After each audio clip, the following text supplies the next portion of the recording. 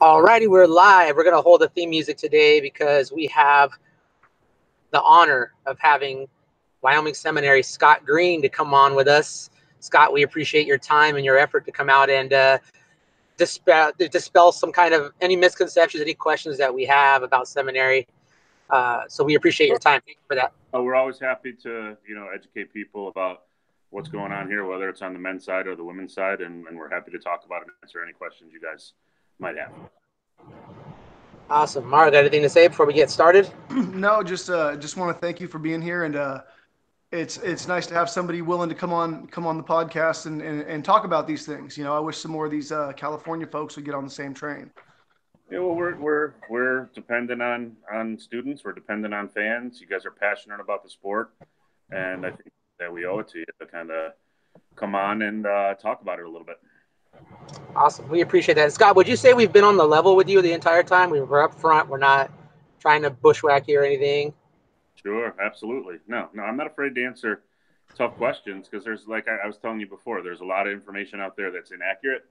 A lot of things that people just don't know, and they wouldn't know, and they have no chance of knowing it. So if people that are listening today learn a little bit more about our institution and what we've done to kind of promote wrestling and start this program, I think that's a good thing, and you guys have been great. Awesome. Thanks for that. Okay, well, we don't want to take up too much of your time, so we're going to go ahead and jump right in if you don't mind. I don't mind at all, no. All righty. So the first question we got is Adeline Grace still on the coaching staff? And if not, who is replacing her? Adeline is still on the coaching staff. She basically last year did a little bit of hybrid with training, coaching. Erin Vandiver is our head coach, and she was having her first child. She made that move from Colorado Springs, came out and moved into our dorms and was going to have a kid too. So we needed to get her a ton of support. So in addition to the stuff that we have with our men's program that can help support our women's program, Adeline was added to our staff too.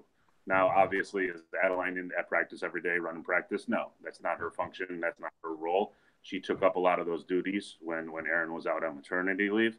But her first priority is still to train to win a world championship. And she can get some of that here, but she's also at the Springs sometimes. She goes down to Penn State and trains. She goes to the NYAC and trains. So she's here. She's helping.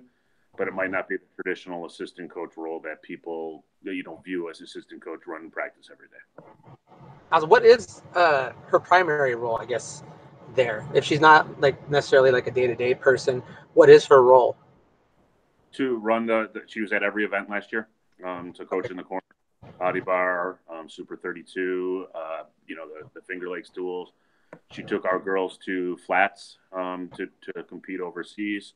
She took them to the training camp down in Arizona State last year and then up to compete in Vancouver. So she does a lot of corner work with our girls. And then when she is in town to train, she'll train one session and work with the girls in her other sessions. Nice. Okay. Mario? Okay. So to be fair, Scott, these first rounds of questions, these are all sent in by our listeners. So these are all written in. And we'll have a couple of our own at the end here. So I'm just kind of reading off a script, but it wants to know why we're speaking with you and not Erin right now. And I would guess discuss the difference in your roles in the program. Well, Erin's in camp right now. She's not on campus. She's out there. And, the reason that you're speaking with me is because someone sent me the podcast where you guys had a lot of questions. So I picked up the phone and called you guys. And I said I'd be happy to be on there. Essentially, that's solid. Easy as that. It's not like Erin doesn't want to be on a podcast, but she's a training camp. You know what I mean? So it's not. I mean, she's been available for a lot of other stuff, and I think it's been out in front of this program too. But the simple answer to that question is: someone sent me the podcast. I watched it. I listened to it. I saw that there were a lot of questions, and this would be an opportunity for me to get in and chat about it. So I called you guys up, and we made it happen. So let me backpack on that a little bit. What's the difference between your roles as far as coaching the girls there at Seminary?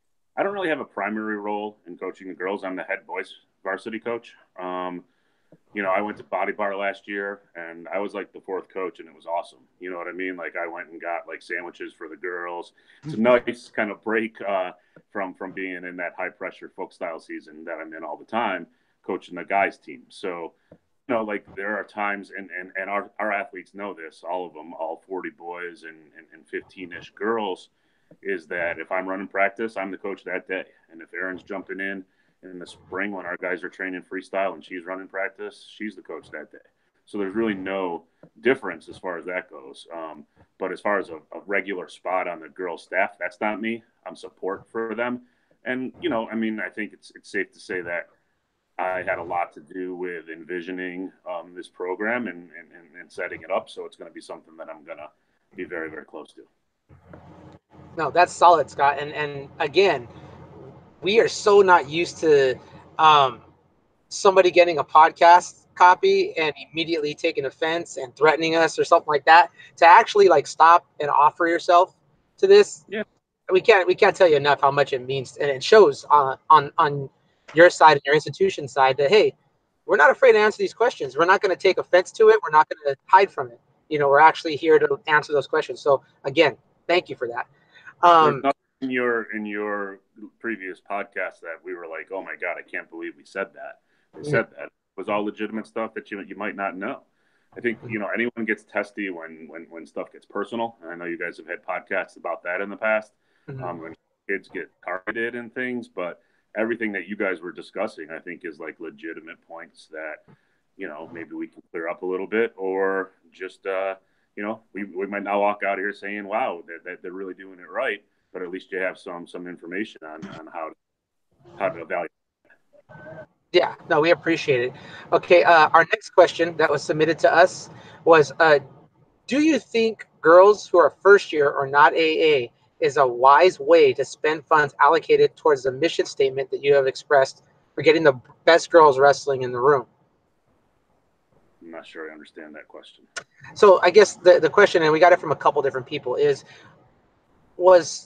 I know, like, I guess Seminary, according to the questions, seminaries had first year girls in their first year. Oh, gotcha. Okay, yeah. And money was spent on them. And does that really fall in line with what, you know, you're trying to do? A couple different things, and then this is good.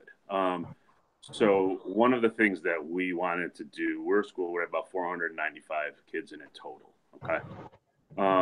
So, you know, when we decided to set this program up, we were hopeful that it would be something that would attract girls that maybe had never wrestled before to want to be a part of it as well.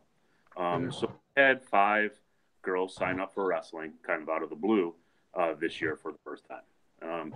And any growth is great, you know. So the challenge there becomes you've got girls training at a very, very high level next to girls who are just kind of starting out. And we had to face those issues in the practice and in competitions and everywhere. So there's a difference, I think, in what we're talking about in funding here. So I think the question there is probably about the grant, the Dave Lehman grant that people were having questions about why some of that went to seminary.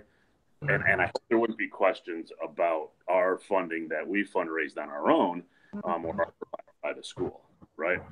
So that is a legitimate question. Do we want to start throwing money at or just joining the team and get them going places? But none of the girls that we're talking about, I don't think in any of the places that we're going to were getting any of the. First of all, we don't have a penny of this money yet. You know what I mean? Like it's just been kind of announced. So anything we've done now has been funded by us. Okay. We can talk about that funding now, or we can talk about it if you guys have further questions about it. But I think that's important to note that there's a distinction between grant money coming in and money that's provided as part of, you know, other funds that we have raised or provided by our school. Yeah, no, and I can get that. I mean, I can't imagine parents spending the money that they are for that institution, and then their daughter wants to try wrestling, and you're like, no, sorry. Only these girls are allowed to. I don't think that would go over well. I coached at Brentwood School, which is pretty close to what you guys, your tuition is there. And yeah, I can't imagine telling a kid no. And at the same time too, I mean, congrats to you guys for growing it, you know, not turning a kid away that wants to try the sport and actually saying like, hey, you know what? Because I imagine the boys are very high level too. I mean, we know they are, and turning them away would just not do a service to the sport. So good job. team here. I mean, we're an international school every year. We'll have 3 or 4 kids from out of the country that have never wrestled before, but they see wrestling on our offerings. Like, oh, I want to sign up for wrestling. And yeah, it gets kind of sometimes when you got kids from China or Vietnam, something like that, who have never stepped on a wrestling mat before and they want to come in. And of course, we're not going to turn them away. We want them to be kind of a part of the team. And you just differentiate your instruction and you send them to the appropriate tournaments and you make sure that they're getting a year of growth out of it and a positive experience. And they wind up being great kids who, you know, you're watching them win their first match and our coaching staff is on the sidelines cheering like they won the Olympic Games, you know? So, yeah, I think that we're hoping for some growth like that. Okay. Awesome. Mario?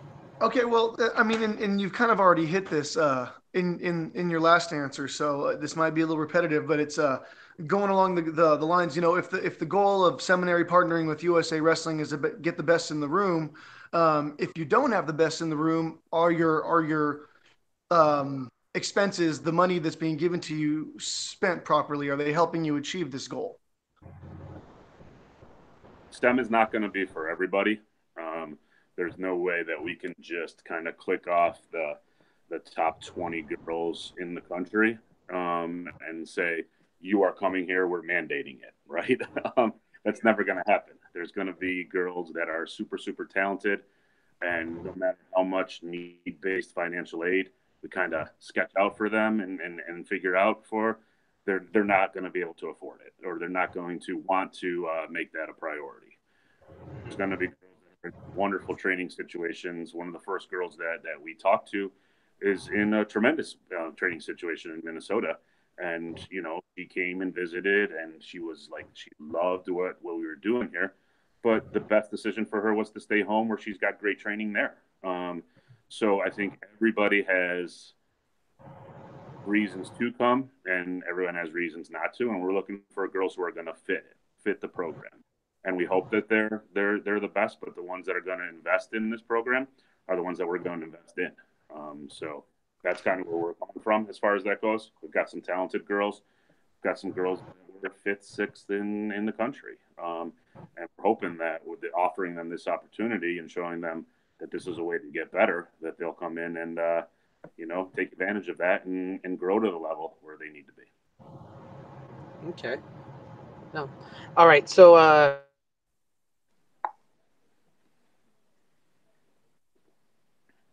we lose him? Did we lose him? Looks like it. Okay, well, I'll jump in and steal his next question here. So I've got the same script he's looking at. You got it. Yeah. So we can keep it rolling here. So does USA Wrestling help fund the senior level girls the same way as they do the younger level from what you know? Yeah.